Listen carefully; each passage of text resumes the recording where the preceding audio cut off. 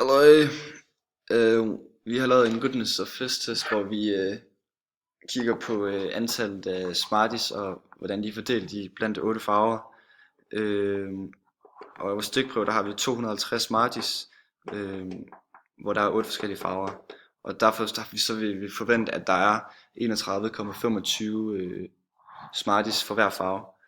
Øh, og så har vi så skrevet det ind her i det her ark, og så har vi bare sat ved hjælp af det der kastværktøj i Inspire, lavet en goodness of fist test, hvor vi har sat frihedsgraden til 7, fordi vi har trukket en fra de 8 observationer.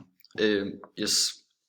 Og så herovre der har vi så fundet frem til det her, hvor vi har fået en giver n-værdi på 17,648 og en p-værdi på 0,0137.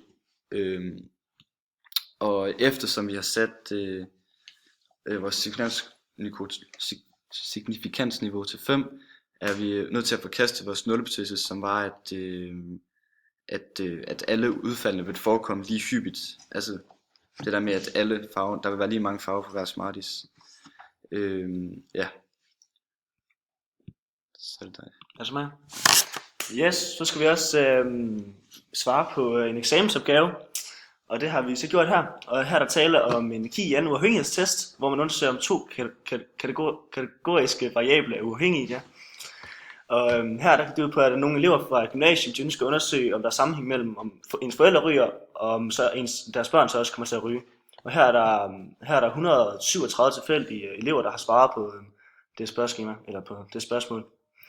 Og så har vi opstillet en nulhypotese her, og det er, at der er ingen sammenhæng mellem forældres og børns rygevaner. Yes, og så bagefter det, så siger vi, at vores nulhypotese og de to kategoriske variable, de er uafhængige. De er uafhængige, og derfor så vil vi teste den her nulhypotese med et signifikansniveau på 5%. Og det kan man så se herovre på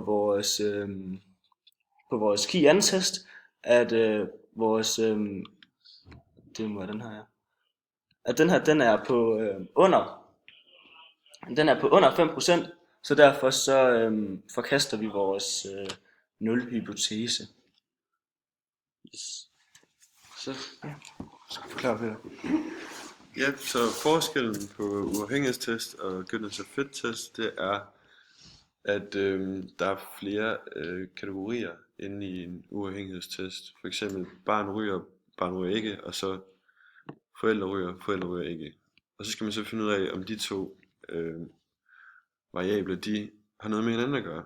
Og det er så en uafhængighedstest, hvor den anden opgave, der er der kun observationer, og så de forventede værdier. Hvor man så skal finde ud af, om det er en falsk terning, eller hvad det så end er. Ja, om det giver mening. Yes. yes.